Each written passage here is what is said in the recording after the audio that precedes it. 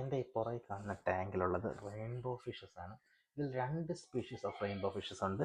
ഒരെണ്ണം ഞാൻ ഇവിടുന്ന് കളക്ട് ചെയ്തതാണ്.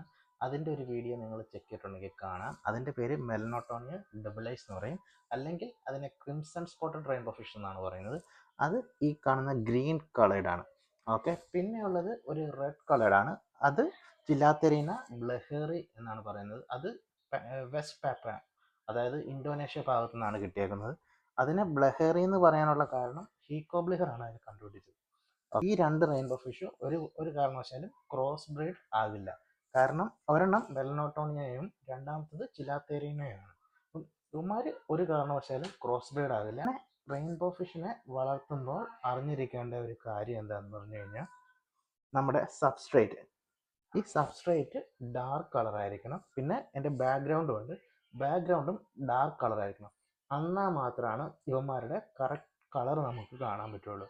ഈ റെയിൻബോ ഫിഷ് എന്ന് പറഞ്ഞു കഴിഞ്ഞാൽ നല്ല ഗ്രീൻ കളർ വരണമെങ്കിൽ ഡാർക്ക് കളേർഡ് സബ്സ്ട്രേറ്റ് ആയിരിക്കണം. അപ്പം എൻ്റെ ഈ ടാങ്കിൽ കഴിഞ്ഞ ദിവസം വരെയും വൈറ്റ് സബ്സ്ട്രേറ്റ് ആയിരുന്നു. അപ്പോൾ ഇവന്മാരുടെ കളർ കറക്റ്റായിട്ട് വരുന്നില്ലായിരുന്നു. പിന്നെ ഇവന്മാരുടെ ഫുഡ് എന്ന് പറഞ്ഞു കഴിഞ്ഞാൽ റെയിൻബോ ഫിഷ് എന്ത് ഫുഡ് വേണമെങ്കിലും കഴിച്ചോളും. ഓക്കെ, അതായത് ഇവന്മാർക്ക് ഫ്ലേക്സ് ആണ് ഞാൻ കൊടുക്കാറുള്ളത്. കുറച്ച് എക്സ്പെൻസീവ് ആയിട്ടുള്ള മറ്റേ ഫ്രോസൺ ആർട്ടീമ അതൊന്നും ഞാൻ കൊടുക്കാറില്ല. ഓക്കെ, കാണുന്നുണ്ടോ?